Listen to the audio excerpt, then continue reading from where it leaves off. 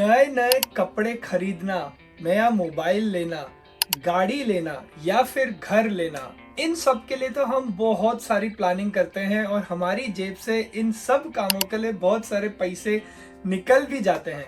मगर क्या आपने कभी लाइफ की एक बहुत ही इंपॉर्टेंट चीज की प्लानिंग के बारे में सोचा है? मैं बात कर रहा हूँ इंश्योरेंस प्लानिंग की। अबे पगला गए हो क्या बे? ये इंश्योरेंस भी कोई प्लान करने की चीज है? असल में इसकी कोई गलती नहीं है।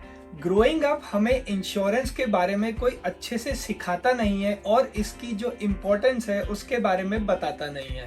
But it is absolutely vital कि हमारे पास कुछ मैंडेटरी इंश्योरेंस हो टू हैव अश्योरेंस। गूगल पे अगर आप इंश्योरेंस की डेफिनेशंस को सर्च करेंगे तो ये आएगा। सिंपल भाषा में किसी भी प्रोबेबल या अनएक्सपेक्टेड इवेंट से होने वाले फाइनेंशियल इंपैक्ट से खुद को प्रोटेक्ट करना। आइए हम इस वीडियो में तीन चीजें अच्छे से समझ लेते हैं। Number 1, types of insurance. Number 2, what are the mandatory insurance to have, and number 3, the cost of this insurance. मेरा नाम है शशांक मोहता और स्वागत है आपका मोहता ब्लॉग्स में।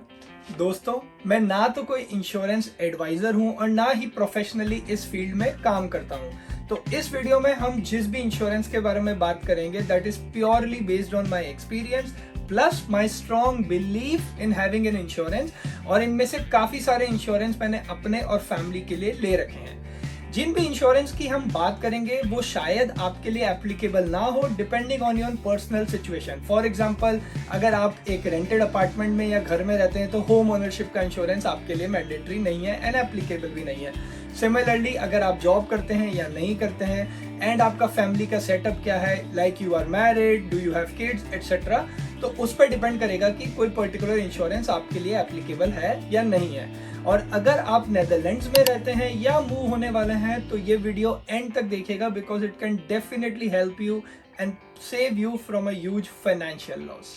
तो आइए चालू करते हैं सबसे पहले विद टाइप्स ऑफ इंश्योरेंस।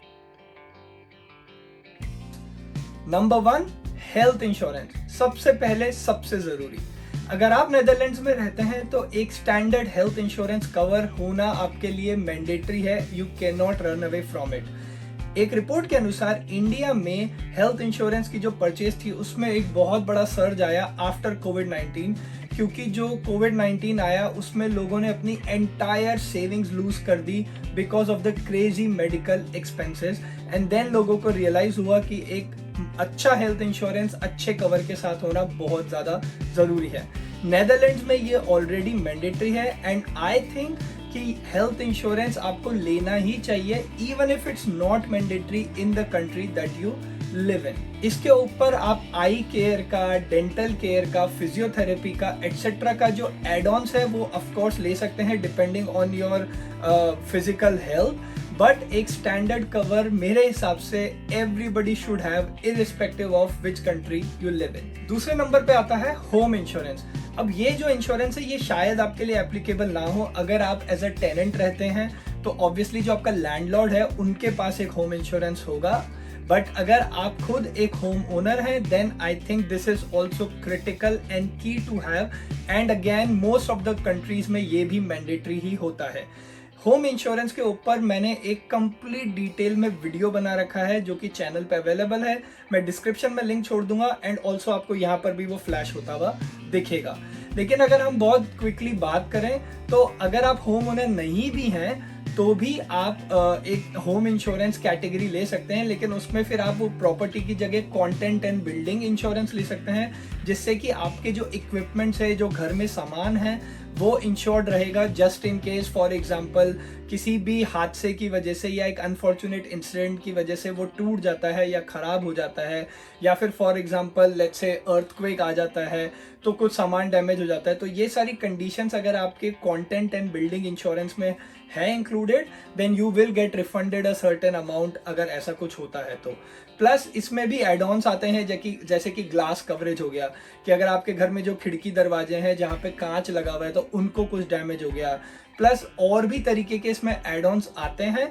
तो अगर आप एक होम ओनर हैं तो प्लीज ये सारे एड ऑन्स को एक्सप्लोर कीजिएगा, क्योंकि अल्टीमेटली अगर ऐसा कुछ अनफॉर्चुनेट होता है तो it can be very expensive on your pocket. तीसरे नंबर पे आता है जो मैंने अपने लिए ले रखा है पर्सनली, उसका नाम है टर्म लाइफ इंश्योरेंस। अब बहुत सारे लोग हैं जो कि लाइफ इंश्योरेंस को और टर्म इंश्योरेंस को मिक्सअप कर देते हैं या कंफ्यूज हो जाते हैं। तो मैं एक बहुत ही क्लियर डेफिनेशन आपको बता देता हूँ कि term insurance is only applicable if you die, simple. इसमें कोई इफ एंड बट नहीं होता। अगर किसी भी अनफॉर्चुनेट हादसे की वजह से आपकी डेथ हो जाती है, देन एंड ओनली दो टर्म इंश्योरेंस का कवर है वो आपकी फैमिली को या जो नॉमिनी है उसको पे होगा, अदरवाइज नहीं होगा। So this is the basic difference. India में कई सारे लाइफ इंश्योरेंस या अदरवाइज भी दूसरी कंट्रीज में पॉपुलर होते हैं, जिसमें ऐसा होता है कि आप एक पर्टिकुलर अमाउंट देते रहिए and then after 70 years you will get some money back. Term insurance में भी आजकल ऐसी कुछ ऐसे फ्लेवर्स और वेराइटीज आने लगी है, बट मेरे हिसाब से टर्म इंश्योरेंस का पर्पस यही है कि अगर आपकी अनटाइमली डेथ हो जाती है तो आपके जो नॉमिनीज है या जो आपके डिपेंडेंट्स हैं, आपकी फैमिली है, उनको एक डिसेंट अमाउंट मिल जाए। एंड टर्म इंश्योरेंस में एक और चीज़ होती है कि जो पेमेंट है, प्रीमियम है, वो काफ़ी कम होता है एंड जो कवरेज है वो काफ़ी प्रोपोर्शनली हाँ ये कर लो पहले ज़्यादा होता है। सो इसलिए टर्म इंश्योरेंस लेना मेरे हिसाब से बहुत ज़रूरी है। फोर्थ पे आता है लायबिलिटी इंश्योरेंस। अब ये जो इंश्योरेंस का टाइप है ये इतना ज़्यादा पॉपुलर नहीं है इंडिया में जितना मेरी नॉलेज है, बट यहाँ पे नेदरलैंड्स में and I think western part of the world में थोड़ा ज़्यादा पॉपुलर है। इसमें होता यह है कि फॉर एग्जांपल अगर आपने गलती से किसी और के घर में कोई नुकसान पहुंचा दिया या किसी की गाड़ी में कुछ आपने खराब कर दिया, so basically you are liable to repair it, to pay for it. तो वहाँ पे ये लायबिलिटी इंश्योरेंस काम आता है। सिमिलरली फॉर एग्जांपल अगर आपके घर पे कोई आया एंड उनके बच्चे ने या उन्होंने गलती से आपके सामान को कुछ नुकसान पहुंचा दिया एंड अगर they have the liability insurance, तो इसके लिए फिर वो फायदा हो जाता है and they can use that insurance to pay you, even if for example वो आपके फैमिली है या फ्रेंड्स है। तो it's a good insurance to have. मेरे हिसाब से उतना मैंडेटरी नहीं है, बट हाँ अगर आपके पास होगा तो थोड़ा सा आप फ्री माइंड में रहेंगे कि गलती से किसी के नुकसान पहुंच गया तो you can use your insurance for it. Number 5, legal expenses insurance. अब अगर ये काफ़ी एक इंटरेस्टिंग टाइप का इंश्योरेंस है क्योंकि हम नॉर्मली ये एक्सपेक्ट नहीं करते कि हम किसी ऐसे मैटर में फंस जाएंगे जिससे कि हमको लॉयर्स की या कोई भी लीगल हेल्प लेनी पड़ेगी। ये वाला जो इंश्योरेंस है ये भी अगेन डिपेंडिंग ऑन आप कहाँ रहते हैं वहाँ पे मैंडेटरी हो सकता है या नहीं, but this sort of covers every aspect of your life. इसमें कोई स्पेसिफिक एलिमेंट्स नहीं है। इसमें आपका फॉर एग्जांपल अगर आप जॉब करते हैं तो आपके एम्प्लॉयर के साथ अगर कुछ मिसअंडरस्टैंडिंग हो जाती है, या फिर अगर आप रहते हैं और आपके नेबर्स के साथ कुछ हो जाता है, या फिर अगर आप ड्राइव कर रहे हैं वहाँ पे कुछ सड़क पे हादसा हो जाता है, तो ये जो लीगल एक्सपेंस है इट इज़ ऑल अबाउट कि इन एनी सिचुएशन अगर आपको किसी लॉयर की या लीगल हेल्प की जरूरत पड़ गई then you can use this insurance. कई ऐसी कंट्रीज हैं स्पेशली अगेन वेस्टर्न वर्ल्ड में ये सारे जो खर्चे हैं ये बहुत महंगे होते हैं। इसके लिए अगर आपके पास इंश्योरेंस होगा तो it will save you a lot of money. उसके बाद आता है कार, स्कूटर, वैन या फॉर दैट मैटर आपके पास जो भी व्हीकल है उसका इंश्योरेंस। ये मेरे ख्याल से एवरी कंट्री में मैंडेटरी होता है कि आपकी जो गाड़ी है चाहे वो 2 पहिया हो, 4 पहिया हो, 6 पहिया हो, जितनी भी बड़ी हो या छोटी हो, you should have an insurance. क्योंकि अगर एक्सीडेंट हो गया या कोई रिपेयर की कॉस्ट आ गई या किसी ने गलती से आपकी गाड़ी में कोई डेंट लगा दिया तो जब वो रिपेयर पे जाएगी तो दैट इंश्योरेंस कैन हेल्प। मेरे ख्याल से ये हर जगह मैंडेटरी होता है, बट अगर आप कोई कंट्री जानते हैं जहाँ पर कि व्हीकल इंश्योरेंस मैंडेटरी नहीं है तो प्लीज मुझे बताइएगा। और मेरी जो इंश्योरेंस की लिस्ट है उसमें जो लास्ट पे आता है वो है ट्रैवल इंश्योरेंस। कि अगर आप फॉर एग्जांपल कहीं पर भी घूमने जाते हैं तो अगर आपको वहाँ पे फॉर एग्जांपल आप बीमार पड़ जाते हैं या वहाँ पे कोई आपका ऐसा कुछ इंसिडेंट हो जाता है तो बहुत सारी चीज़ें ट्रैवल इंश्योरेंस में कवर्ड होती है। आपकी फ़्लाइट डिले हो जाती है या फ्लाइट कैंसिल हो जाती है तब भी ये ट्रैवल इंश्योरेंस आपको हेल्प कर सकता है। ये मेरी पूरी इंश्योरेंस की सारी लिस्ट थी। इसमें मैंने लाइफ के ऑलमोस्ट सारे एस्पेक्ट कवर करने की कोशिश करी है, लेकिन अगर मैंने कोई इंश्योरेंस इसमें स्टिल मिस कर दिया है तो प्लीज़ कमेंट सेक्शन में मुझे लिख के बताइएगा। Depending on which country you live in उस पर बहुत ज़्यादा ये मैटर कर सकता है कि कौन से इंश्योरेंस आपके लिए मैंडेटरी हैं और कौन से नहीं। एंड ऑफ कोर्स जो मैंडेटरी हैं वो तो आपको लेने ही है, plus the rest of the insurance are more optional आपके लिए। For example most of the western world में या वेस्टर्न कंट्रीज में हेल्थ इंश्योरेंस इज मैंडेटरी, तो वो तो आपको लेना ही पड़ेगा। But for example in India as far as I know वो मैंडेटरी नहीं है। बट अगेन ऐसा नहीं है कि अगर मैंडेटरी नहीं है तो आपको लेना नहीं है, क्योंकि any insurance that you take वो बेसिकली आपको प्रोटेक्ट करता है फ्रॉम एनी अनफोर्सीन इवेंट जो हो सकता है। या फॉर एग्जांपल अगर आपकी कोई फैमिली में कोई डिजीज की हिस्ट्री रही है तो प्रोबेबिलिटी ये कहती है कि शायद वो आपको या आपकी फैमिली में किसी को हो सकती है। तो it's always good to have an insurance, ताकि जस्ट इन केस अगर ऐसा कुछ हो तो you are protected from the huge financial bills या जो बहुत ज़्यादा पैसा लग जाएगा उस काम में। अब मेरे हिसाब से जो इंश्योरेंस मैंडेटरी होने चाहिए या आपको लेने चाहिए, ये मेरी पर्सनल रिकमेंडेशन है, उनकी लिस्ट है ये। सबसे पहले हेल्थ इंश्योरेंस, इररिस्पेक्टिव आप कहाँ पर रह रहे हैं, आपकी क्या पर्सनल सिचुएशन है, मेरे ख्याल से एवरी इंडिविजुअल या एक फैमिली कवर आपके पास होना ही चाहिए।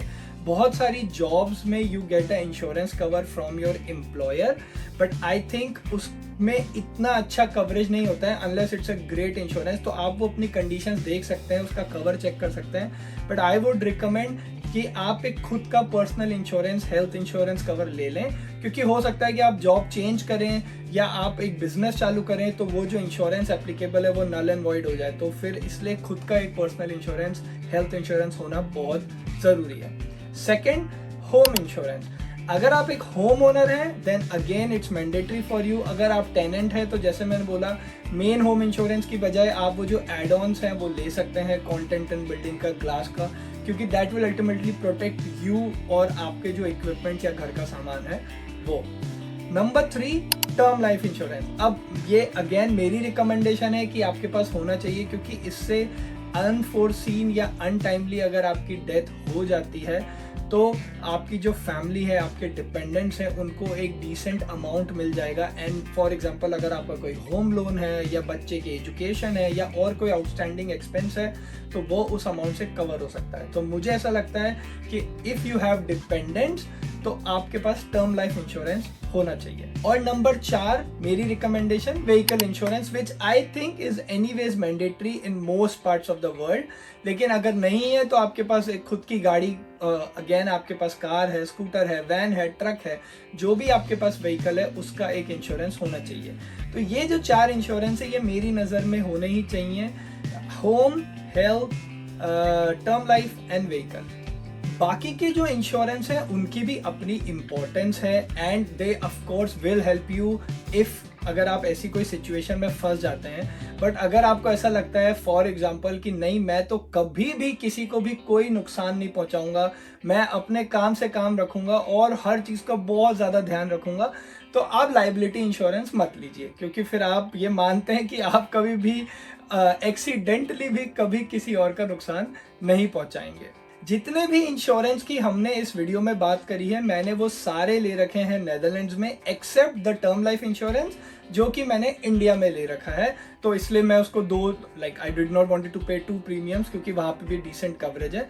और उसके अलावा जो भी इंश्योरेंस की बात करी वो मैंने यहाँ पे नेदरलैंड्स में सारे ले रखे हैं अपने और फैमिली के लिए, डिपेंडिंग ऑन द एप्लीकेबिलिटी।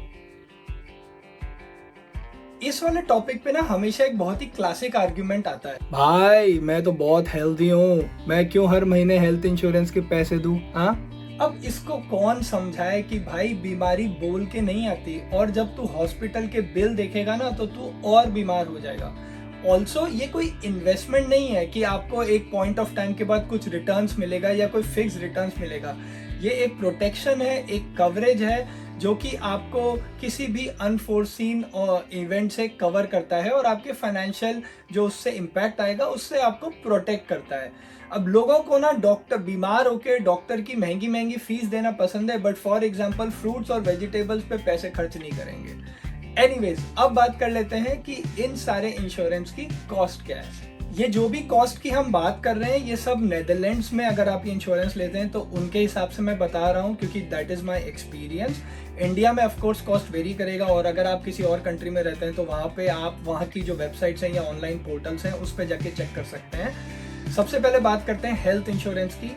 वो रफली नेदरलैंड्स में 130 यूरोस पर पर्सन पर मंथ आएगा। ऑफ कोर्स अगर आप कुछ एड ऑन्स लेते हैं तो फिर इसका प्रीमियम बढ़ता रहेगा, जैसे डेंटल या फिर फिजियोथेरेपी या आई केयर एटसेट्रा। बट एक स्टैंडर्ड इंश्योरेंस 130 यूरो पर पर्सन। और ये जितनी भी कॉस्ट की मैं आगे भी बात करूंगा, ये एक अप्रॉक्सीमेट कॉस्ट है, क्योंकि ऑब्वियसली हर इंश्योरेंस प्रोवाइडर की थोड़ा बहुत तो चेंज रहता ही है, प्लस अगर आप कोई डिस्काउंट अवेल करते हैं फॉर व्हाटएवर रीजन, लेकिन एक अप्रॉक्सीमेट कॉस्ट है। सेकेंड, होम इंश्योरेंस और लाइबिलिटी इंश्योरेंस को मैंने कंबाइन कर दिया है, तो इसकी कॉस्ट आती है रफली 40 यूरोस पर मंथ के हिसाब से। उसके बाद बात करते हैं टर्म इंश्योरेंस की। क्यों मैंने इंडिया में ले रखा है, लेकिन नेदरलैंड्स में अगर आप लेना चाहते हैं तो वो अराउंड 20 यूरो पर पर्सन पर मंथ आएगा।